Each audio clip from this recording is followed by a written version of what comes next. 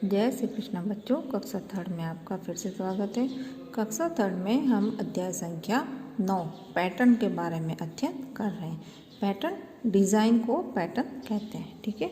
अलग अलग डिज़ाइन, अलग अलग पैटर्न। तो हमने कल चित्रों को और संख्याओं के पैटर्न के बारे में अध्ययन किया था। तो आज हम बढ़ते हुए पैटर्न के बारे में कल हमने अध्ययन किया था। आज हम अध्ययन करेंगे घटते हुए पैटर्न के बारे में। तो चित्र दिखाई दे रहा है आपको, है ना। चित्र में 1 से 9 तक की गिनती लिखी हुई है।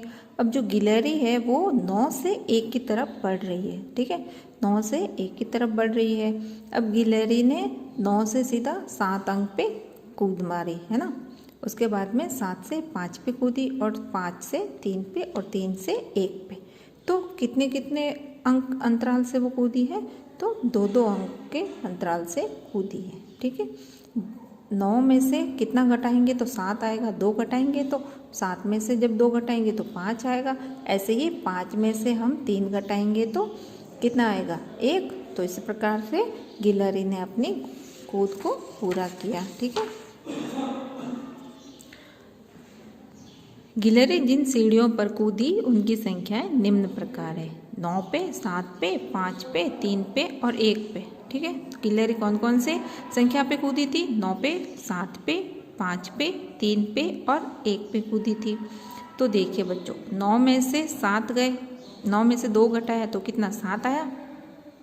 फिर 7 में से 2 घटाया तो 5 आया। 5 में से 2 घटाया तो 3 आया और 3 में से जब 2 घटाया तो कितना आया? 1 आया।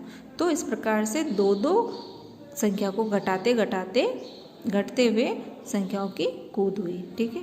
अब निम्न नोट देखिए और उनका मूल्य लिखिए। अब नोट दिए हुए हमारे पास में अलग अलग संख्याओं में अलग अलग रुपए हैं, तो उनकी हमें संख्या मूल्य लिखना है कि कौन सा नोट किस मूल्य का है। तो सबसे पहले ये देखिए बच्चों, नोट दिखाई दे रहे हैं आपको, हाँ। उसमें लिखी हुई संख्या भी दिखाई दे रही है। 0, 0 और 1 कितना होता है? 100 रुपये। तो मूल्य क्या हो जाएगा?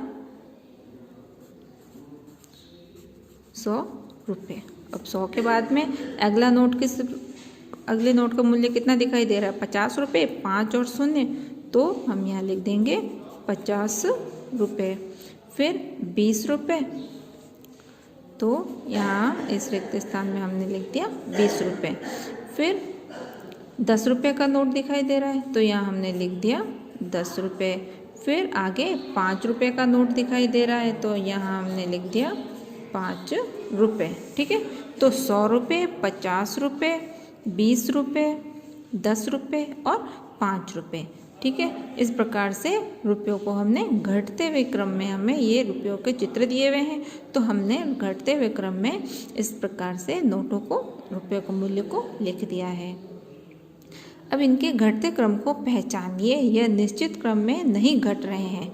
अब देखिए, निश्चित क्रम में नहीं घट रहा है ना। 100 में से 50 कम किया तो 50 रहा, ये तो चलो ठीक है। अब 50 में से हमें 50 कम करना था तो यहाँ 0 आता, मगर ऐसा नहीं है। 100 में से 50 कम किया तो 50। अब 50 में से हमने जब 30 कम किया, 30 घटाया तो 20 आया। 20 में से जब हमने 10 घटाया तो 10 रहा, और 10 में से 5 घटाया तो 5 रहा। तो इस प्रकार से इसमें क्रम एक जैसा नहीं है घटाने का, है ना। ऐसा नहीं है कि 5, 5, 5 सब में घटाते गए, 10, 10, 10 सब में घटाते गए, नहीं, इनका क्रम निश्चित नहीं है। अतः दिए गए नोटों के मूल्य में पैटर्न नहीं बन रहा है। अब इनमें क्या है? पैटर्न नहीं बन रहा है। पैटर्न मतलब एक जैसी ही संख्या आनी चाहिए, एक जैसी घटती हुई संख्या या फिर एक जैसी बढ़ती हुई संख्या आएगी तो ही पैटर्न बनेगा हमारा। फिर नियम क्या है कि संख्याओं में पैटर्न के लिए एक निश्चित संख्या जोड़ी या घटाई जाती है ना। एक निश्चित संख्या, जैसे अब गिलहरी ने जंप किया था, कूदी थी गिलहरी, तो 2-2 के अंतराल से कूदी थी, है ना। 2-2 के अंतराल से कूदी थी, तो ये एक निश्चित संख्या है। सब में 2-2 घटाया जा रहा है।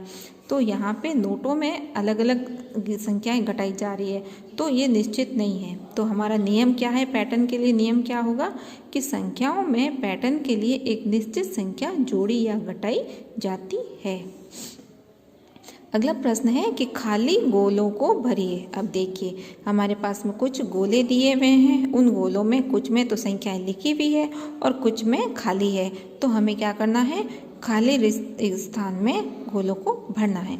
तो देखिए यहाँ पे कितना है बच्चों 74, संख्या क्या है यहाँ पे 74, और 74 के बाद में कितना आया 70, 70 के बाद में यहाँ लिखा हुआ है 66, 66 के बाद में लिखा है 62। अब 62 से अगली संख्या क्या आएगी, तो हम इसका कैसे पता लगाएंगे कि संख्या क्या आएगी। तो देखिए बच्चों 74 में से 74 के बाद यहाँ क्या आया 70 आया, तो 74 में से हम क्या करेंगे 70 को घटा देंगे, तो हमें पता चल जाएगा कितनी कितनी संख्या के अंतराल से घटाई जा रही, कौन सी संख्या घटेगी इसमें। तो 4 में से 0 गया तो 4, 7 में से 7 गया तो 0, तो संख्या क्या आ गई 4 आई हमारे पास में।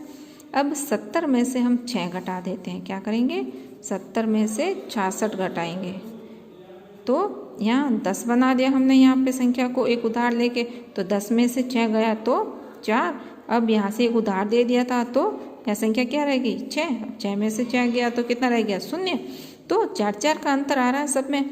तो हम क्या करेंगे 74 में से हमने जब 4 घटाया तो 70 आ गया, अब 70 में से 4 घटाए तो 66 आ गया, अब 66 में से 4 घटाए तो 62 आ गया, अब 62 में से जब हम 4 घटाएंगे तो कितना आएगा यहाँ पे 58, क्या आएगी संख्या 58। ठीक है, तो हमने रिक्त स्थान में संख्या क्या लिख दी है 58।